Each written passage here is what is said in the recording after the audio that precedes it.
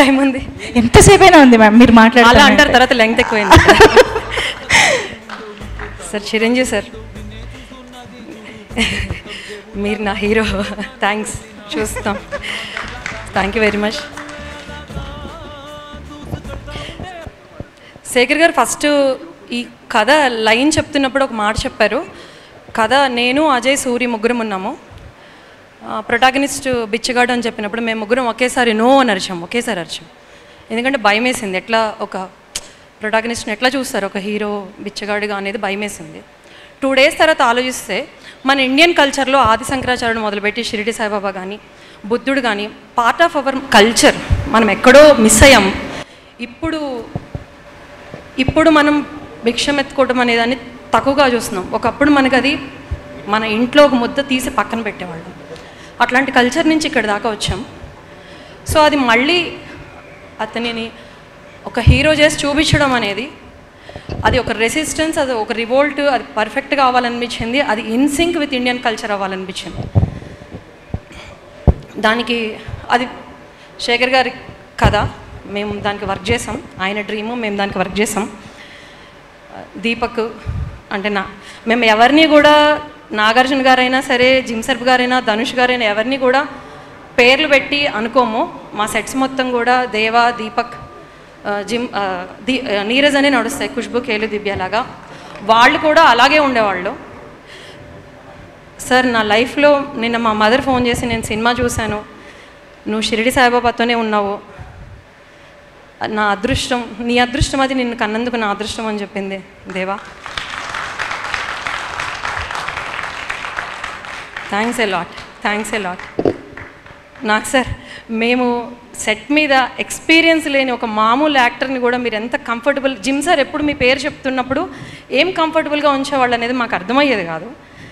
తర్వాత రియలైజ్ అయింది ఏంటంటే, మీరు ఎవ్రీ చిన్న క్యారెక్టరు, కొత్త క్యారెక్టరు, కొంతమంది ఏడిపించి సతాయించే పర్సన్స్ని కూడా ద వే యూ డెల్ట్, మీరు ఇచ్చిన కాన్ఫిడెన్స్, మీరు దగ్గరికి తీసుకునే విధానం. నాగచైతన్య గారు అడిగారు వార్స్ జరగలేదా అని.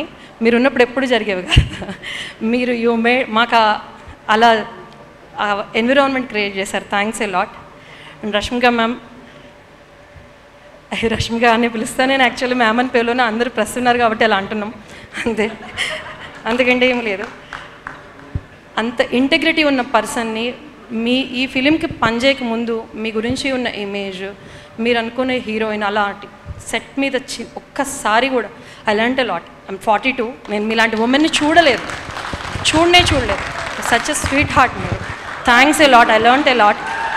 అండ్ మా డైరెక్షన్ డిపార్ట్మెంట్ వాళ్ళు లేకపోతే ఈ సినిమా లేదు. వీ నో మేము ఎలా పనిచేసాము. 100+ లొకేషన్స్కి టైం లేకుండా లాస్ట్ 15 daysలో నరకం చూసాం మేము, లిటరల్గా నరకమే చూసాం.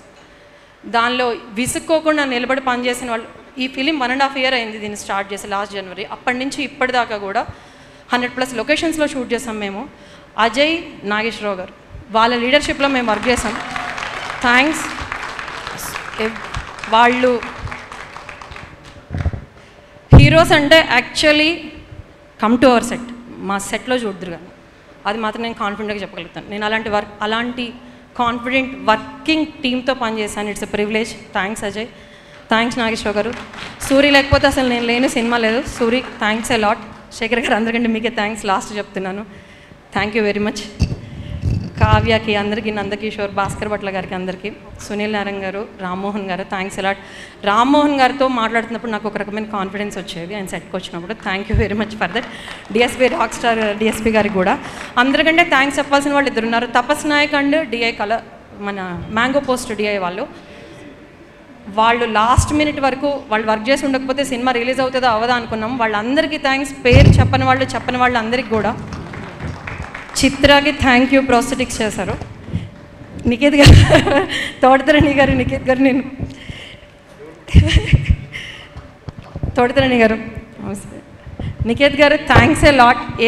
సూరి లాస్ట్ మినిట్లో ఎందుకు పనిచేయాలి అని అన్నప్పుడు ఒకే ఒక నికేత్ ఇచ్చే ఎనర్జీని చూసి పనిచేయాలని చెప్పాడు. మీరు మా అందరికీ అంత కాన్ఫిడెన్స్ ఇస్తారు. Thanks a lot. దేవా, నువ్వు బంగారు తండ్రి, బంగారం. Thank you very much. Thank you ma'am, thank you very very much. And మీ ద్వారా మీ ఎక్స్పీరియన్సెస్ వినడం ఇంకా ఇంకా బాగా అనిపిస్తుంది. Thank you so much.